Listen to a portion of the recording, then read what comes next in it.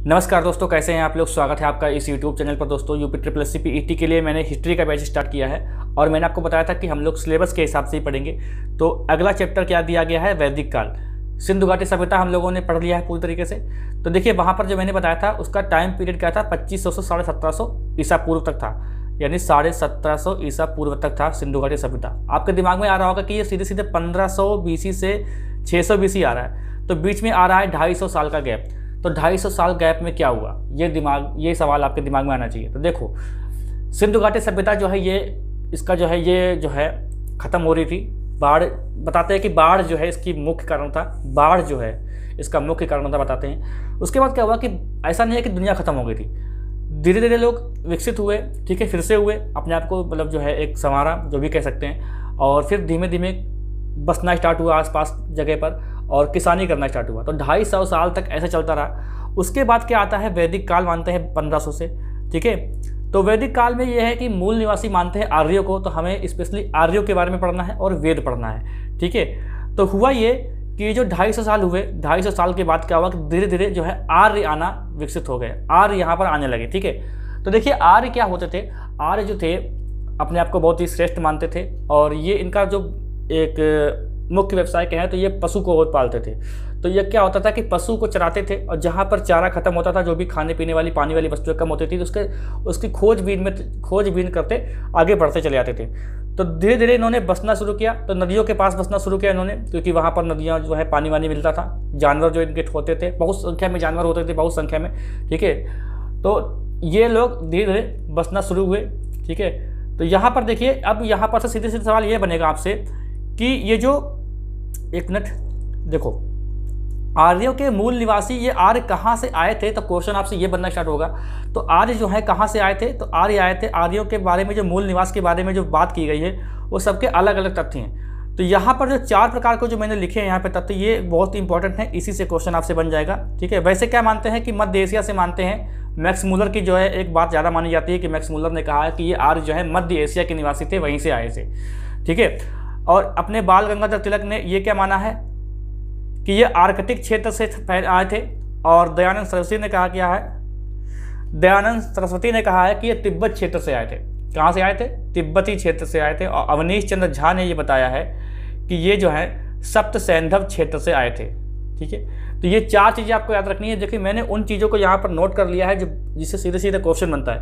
तो फालतू की बात नहीं करेंगे और कुछ नहीं, और वीडियो को लंबा खींचने की कोई भी ज़रूरत नहीं है। तो आप लोग बराबर स्क्रीनशॉट लेते चलेंगे, जहां से आपसे सीधे सीधे क्वेश्चन बनना स्टार्ट हो जाएगा, ठीक है।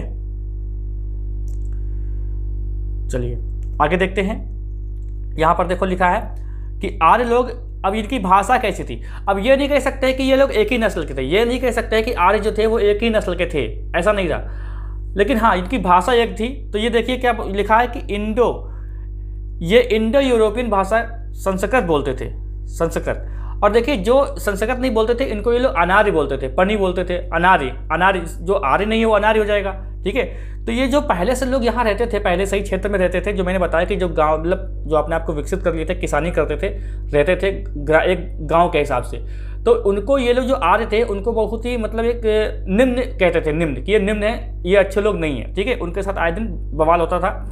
होता क्या था कि ये लोग गाय वगैरह जो पशु वगैरह होते थे, जब कोई चुरा लेता था तो ये इल्ज़ाम उन पे ही लगाया जाता था जो अनार्य होते थे, ठीक है। तो आए दिन कोई ना कोई लेके बवाल होता था इनके साथ। लिखा यह है कि अभी भी यह अपने बदले रूप में यूरोप में, ईरान में, भारत में बोली जाती है। तो संस्कृत भाषा जो है ये जो है अपने बदले रूप में कहाँ यूरोप में, ईरान में, भारत में बोली जाती है। यहाँ पे मैंने कुछ शब्द लिए हैं, ठीक है, इसको आप समझ लीजिए क्या है। यहाँ पर देखिए जैसे संस्कृत का एक शब्द है पितृ, ठीक है, इसका बदला हुआ रूप फारसी में क्या है, पिदर है। लैटिन में क्या है, पाटर है। और अंग्रेजी, यहाँ पर अंग्रेजी लिखा था, ठीक है, गलती इसी जो है लिख गया है अंग्रेजी, ठीक है। अंग्रेजी में क्या पितर को क्या बोलते हैं, फादर, ठीक है। और ये मात्र देखो लिखा है, तो फारसी में इसको मादर बोलते हैं, और लैटिन में इसको बोलते हैं माटर, और अंग्रेजी में बोलते हैं मदर, ठीक है। तो यहाँ पर देख सकते हैं कि यहाँ पर संस्कृत का ही बदला हुआ रूप है, अलग अलग जगह पर अलग अलग तरीके से बोला जाता है, ठीक है। तो ये भी आप ध्यान रखिएगा। आगे देखते हैं। देखो यहाँ पर लिखा है कि जब आर्य आए थे तो आर्य सबको आर्य बना रहे थे। आर्य जब आए तो सबको आर्य बना रहे थे। तो यहाँ पर दो लोगों का नाम आता है। एक तो आता है कि उत्तर भारत के जो लोग थे, उत्तर भारत के लोगों का जो आर्यकरण करने का जो जिम्मा उठाया, वो उठाया था गौतम राहुगढ़ ने। किसने? गौतम राहुगढ़ ने। ठीक है, तो ये जो यहाँ ऐसा बताया जाता है कि मतलब जो है मुंह में अपने चिराग लिए थे, ऐसे कुछ था चल रहा था, जो एक नदी को पार करना था पटना से होते हुए, तो वो वहीं पे बुझ गया था। तो ठीक है, तो पटना को इसीलिए जो है वहाँ पर अछूतों की नगरी कहा गया है। ठीक है, ये मतलब कहा गया है इसमें। और दक्षिण भारत का जो आर्यकरण जो करने का जो जिम्मा था वो था अगस्त ऋषि। अगस्त ऋषि का जो जिम्मा था वो था दक्षिण जो भारत था वहाँ पर आर्यकरण करना था, उसका जिम्मा था अगस्त ऋषि को। तो ठीक है, ये ध्यान रखिएगा आप लोग। अब आते हैं ऋग्वेदिक काल पर। देखिए ऋग्वेदिक काल में क्या कहा गया है समझो। तो उत्तर वैदिक काल, देखिए ऋग्वेदिक काल मैंने बताया नहीं। देखियो जो वैदिक काल है ये दो भागों में बटा हुआ है, ऋग्वेदिक काल और उत्तर वैदिक काल। ऋग्वेदिक काल 1500 से 1000 ईसा पूर्व तक है, और फिर 1000 ईसा पूर्व से 600 ईसा पूर्व तक उत्तर वैदिक काल है। ठीक है, तो यहाँ पर पहले हम लोग देखने वाले हैं वैदिक काल, ऋग्वेदिक काल। ठीक है, तो इसमें देखिए क्या लिखा है कि ऋग्वेदिक काल में इंद्र जो है महत्वपूर्ण देवता थे। ये क्वेश्चन बहुत बार पूछा गया है क्योंकि उत्तर वैदिक काल में ये चेंज हो जाएंगे। ठीक है, तो ऋग्वेदिक काल में महत्वपूर्ण देवता कौन थे? महत्वपूर्ण देवता थे ऋग्वेदिक काल में महत्वपूर्ण देवता थे इंद्र। ठीक है, और इन्हें जो है पुरंदर कहा गया है, पुरंदर। और देखिए पुरंदर भी ऑप्शन में आ सकता है, अगर इंद्र नहीं आएगा तो पुरंदर आ जाएगा। ठीक है, ध्यान कंफ्यूज नहीं होना, ये जो नोट्स हैं आपके बहुत ही इंपॉर्टेंट है। ठीक है, और दूसरा महत्वपूर्ण देवता था अग्नि, और तीसरा था देवता वरुण। ठीक है, तो ये बात आपको याद रखनी है। आगे देखते हैं अगली स्लाइड। देखो आर्थिक व्यवस्था कैसी थी। तो देखिए गाय जो थी ना, गाय इनकी बहुत प्रिय थी। गाय के चक्कर में बहुत सारे युद्ध हुए थे, और जिसके पास जितनी सारी गाय उतना बड़ा वो आदमी। इतना समझो आप, जितनी गाय होंगी उतना बड़ा आदमी होगा।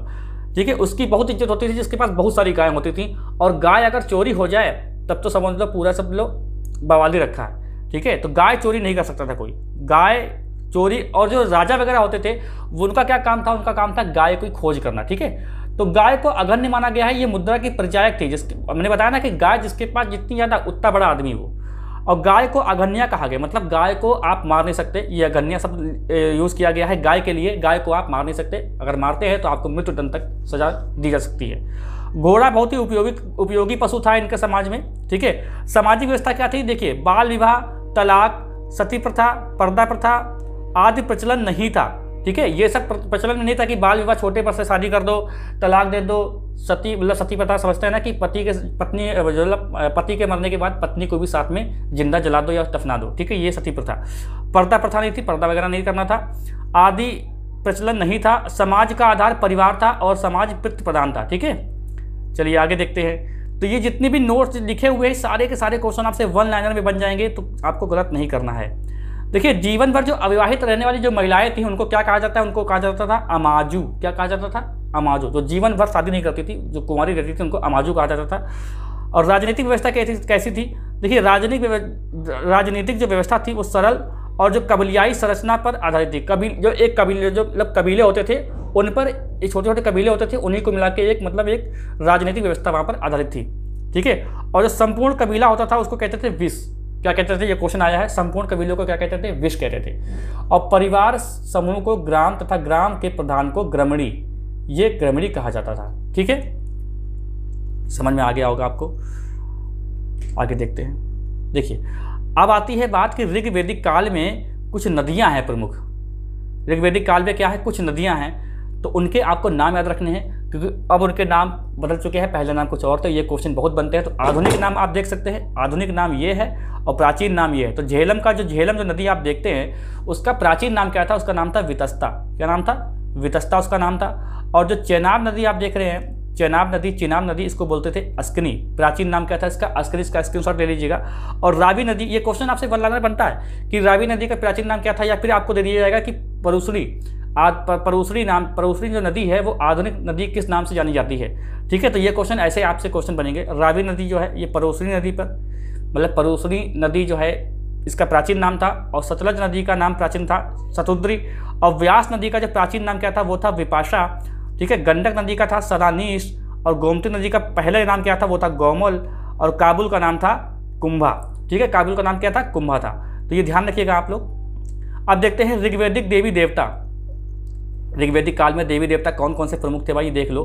देखो, इंद्र सबसे प्रमुख देवता थे, जिसको पुरंदर भी कहा गया है। क्या कहा गया है? पुरंदर भी कहा गया है। और युद्ध का नेता, अगर आपसे पूछे युद्ध का नेता या वर्षा के देवता कौन थे ऋग्वैदिक काल में, तो आपको लगाना है इंद्र। अभी भी मानते हैं इंद्र।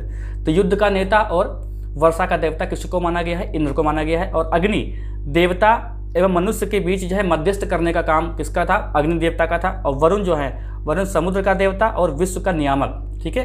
देव ये आकाश का देवता, और उषा प्रगति व उत्थान देवता, अश्विनी ये विपत्तियों को हरने वाले देवता माने जाते थे, और पूषण ये पशुओं के देवता माने जाते थे, और मरुत जो है आंधी तूफान के देवता, जो मैं थ्रेड लगा रहा हूँ वो अभी भी हैं, ठीक है। सोम जो है ये वनस्पति देवता माने जाते थे, ठीक है।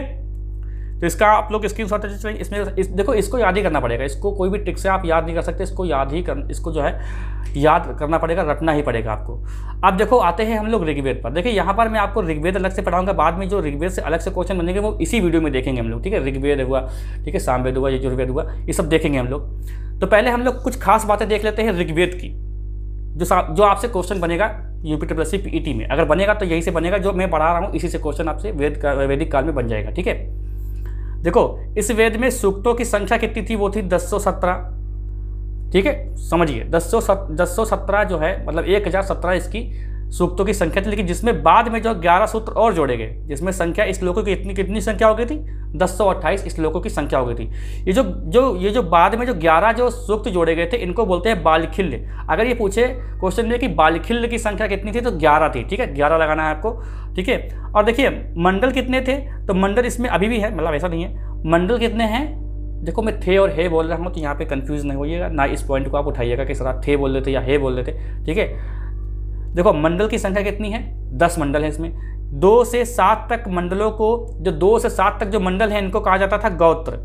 इनको गोत्र, अगर आपसे क्वेश्चन बने गोत्र मंडलों की संख्या कहाँ से कहाँ तक, तो आप लोग कहेंगे 2 से 7 तक जो है ये गोत्र मंडल हैं, जिनको वंश मंडल या ऋषि मंडल भी कहा जाता है। वंश मंडल या ऋषि मंडल भी इनको कहा जाता है। और देखिए इसमें मंत्र कितने हैं? 10,580 है, और कुछ जगह कुछ अलग भी लिखा है, 10,600 कुछ लिखा है। तो ये मतलब जो है आप लोग ये मानेंगे कि मैंने बहुत जगह देखा है, तो 10,580 आपको लगा देना है, ठीक है। देखिए, एक युद्ध हुआ था दशराग का युद्ध, ये बहुत फेमस है, ठीक है। परशुनी नदी के पास हुआ था ये दशराग का युद्ध, और इसमें जो है सुदास विजयी हो गए थे। तो ये ऋग्वेद में ही इसका वर्णन है। तो ऋग्वेद में किस युद्ध का वर्णन है? दशराग युद्ध का वर्णन है, ठीक है। यहाँ पर देखिए 10वें मंडल की तो बात नहीं करेंगे पूरी, ठीक है। यहाँ पर देखिए तीसरा मंडल जो है वो गायत्री मंत्र का उल्लेख है उसमें। जो तीसरा मंडल है, अगर आपसे क्वेश्चन बने कि गायत्री मंत्र का उल्लेख किस मंडल में है, तो आपको लगाना है, कौन सा लगाना है? तीसरा मंडल। समझ रहे हैं? नहीं समझ रहे होंगे। फिर देखिए 10वें मंडल में, 10वें मंडल में पुरुष सूक्त का जिक्र आता है, जिसमें 4 वर्णों का उल्लेख है, ठीक है। ब्राह्मण था, क्षत्रिय, वैश्य, शूद्र, ठीक है। ये जो 4 जो वर्णों का उल्लेख है, ये किसमें आता है? 10वें मंडल में आता है। कौन कौन से? ब्राह्मण, ठीक है, सबसे पहले तो ऊपर तो भगवान हो गए, उसके बाद क्या हुआ? ब्राह्मण हुए, ठीक है, फिर क्षत्रिय हुए, फिर वैश्य हुए, फिर शूद्र हुए। शूद्र वो होते थे जो राजा लोग, ये लोग जो जीत के लाते थे, दास लोग होते थे, उनको शूद्र बोलते थे, ऐसा समझो। और जो बिजनेस करते थे वो वैश्य होते थे, जो युद्ध वगैरह लड़ते थे उनको बोलते थे क्या क्षत्रिय, ठीक है। और जो पूजा पाठ में जो भाग लेते थे उनको बोलते थे ब्राह्मण, ठीक है। अब यहाँ पर देखो सिंधु, यहाँ पर ऋग्वैदिक काल में सिंधु जो है सबसे महत्वपूर्ण नदी मानी गई है सिंधु, और इसका सबसे, अगर नदियों में बात करें, सबसे ज़्यादा इसका जिक्र हुआ है सिंधु नदी का। तो सबसे महत्वपूर्ण अगर बात करें तो सिंधु नदी है ऋग्वैदिक काल में, ठीक है। और इसे जो है हिरण्याणी नदी कहा गया है, ये ध्यान रखिएगा। और देखिए 2 बातें हैं यहाँ पर। सबसे पवित्र नदी किसको माना गया है? सरस्वती माता जी को माना गया है कि सबसे पवित्र नदी जो है वह सरस्वती है। लेकिन अगर सबसे ज़्यादा जिक्र किसका हुआ है या महत्वपूर्ण कौन रही, तो सिंधु नदी रही है, ठीक है, सिंधु नदी रही है।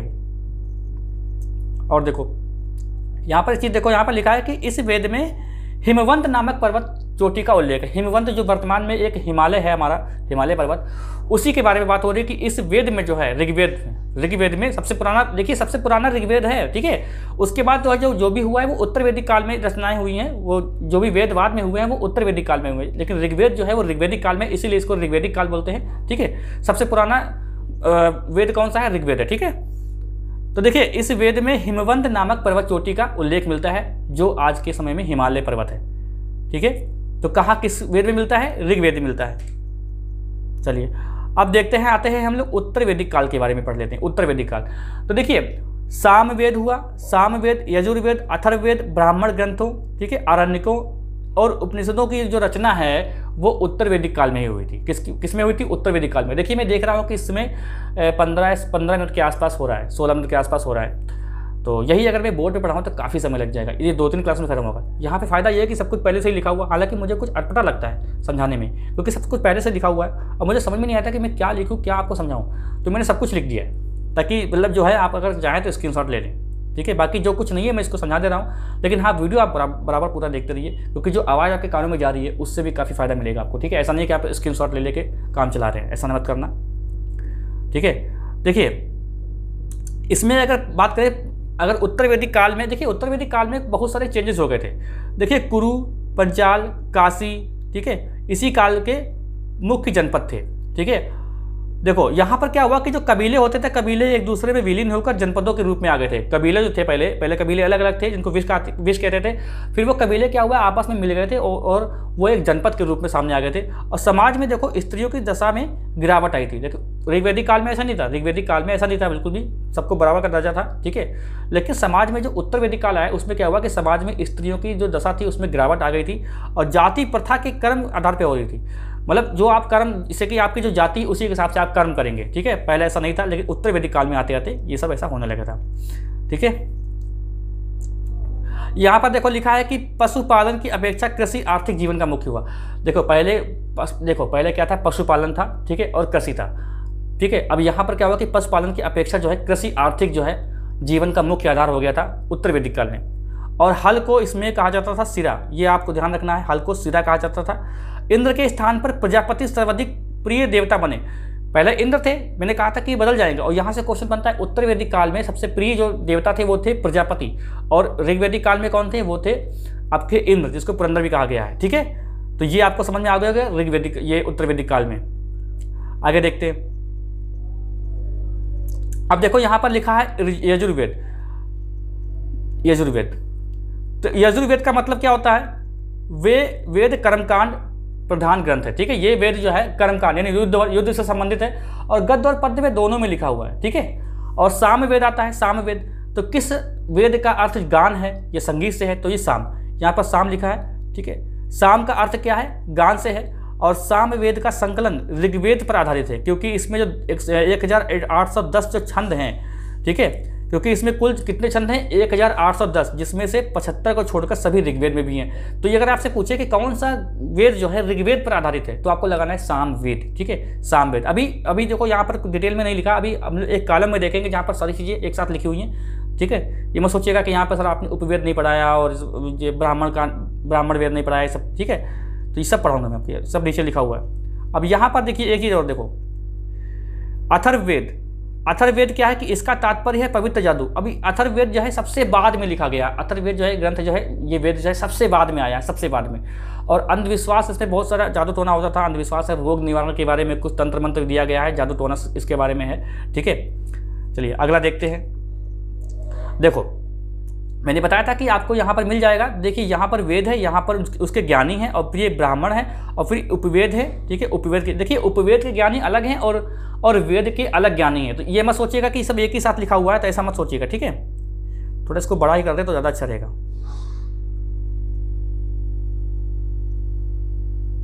देखो ये जो वेद है ना, वेद, तो ये ऋग्वेद है, सामवेद है, यजुर्वेद है, अथर्ववेद है। तो इसके ज्ञानी कौन है? जो ज्ञानी होते थे, जिससे ऋग्वेद जो ऋग्वेद का ज्ञानी होगा उसको क्या कहेंगे? तो उसको बोलते हैं होत्री, उसको क्या बोलेंगे? होत्री बोलेंगे। और सामवेद का जो ज्ञानी होगा उसको बोल देंगे उद्गाता और अधर्व्यू, ये बोलते हैं यजुर्वेद के ज्ञानी को अधर्व्यू बोलते हैं। और ब्राह्मा, ठीक है, ब्राह्मण या ब्राह्मा, ठीक है, ब्राह्मा बोलते हैं अथर्ववेद के, जो अथर्ववेद के ज्ञानी होगा उसको ब्राह्मा बोलेंगे। और देखिए यहाँ पर देखो लिखा है कि जो ब्राह्मण होगा, ठीक है, यानी जो वेद होगा, वेद का ज्ञानी होगा, उसका ब्राह्मण होगा। तो ऋग्वेद के जो ब्राह्मण होंगे उनको क्या कहेंगे? उनको बोलेंगे कौस्तिकी और ऐतरेय। तो ये देखो, ये क्वेश्चन कई बार बना है कि ऐतरेय कई बार पूछा गया है। ऐतरेय जो है वो ऋग्वेद से संबंधित है। तो ब्राह्मण कौन है ऋग्वेद का? वो है कौस्तिकी और ऐतरेय। सामवेद का कौन सा है? पंचवीस। ये पंचवीस गलत लिखा है, पंचवीस, ठीक है। सामवेद का जो ब्राह्मण है वो है पंचवीस, और यजुर्वेद का ब्राह्मण कौन है? तैतरेय और शतपथ, शतपथ तैतरेय, ठीक है, शतपथ। और अथर्ववेद का ब्राह्मण कौन है? गौपथ, गौपथ, ठीक है। अब यहाँ पर देखिए ये चीज़ अलग है, ये देखो इसको मैं अलग कर देता हूँ, ये चीज़ अलग है। और यहाँ पर देखिए ऐसा मैंने सामने इसलिए लिखा क्योंकि इसी से संबंधित है। तो जो ऋग्वेद है, ऋग्वेद का उपवेद, जो ऋग्वेद है उसका उपवेद का नाम क्या है पूछेगा आपसे, तो उसका नाम है आयुर्वेद, ठीक है। और इसके ज्ञानी को क्या बोलते हैं? इसको बोलते हैं प्रजापति। इसके जो ज्ञानी है इसको बोलते हैं प्रजापति, उसका नाम क्या है? प्रजापति, ठीक है। और जो सामवेद है, सामवेद के उपवेद का नाम क्या है? गंधर्व वेद। और इसके जो ज्ञानी है इसका नाम क्या है? नारद, ठीक है, नारद याद रखना है। और जो यजुर्वेद है इनके जो उपवेद है इसका नाम क्या है? धनुर्वेद। और इसके जो ज्ञानी इसका नाम है विश्वामित्र। और जो शीलदेव है ये अथर्ववेद के उपवेद है, और इसके विश्वकर्मा जो है ज्ञानी है। तो ये बात आपको याद रखना है, ठीक है।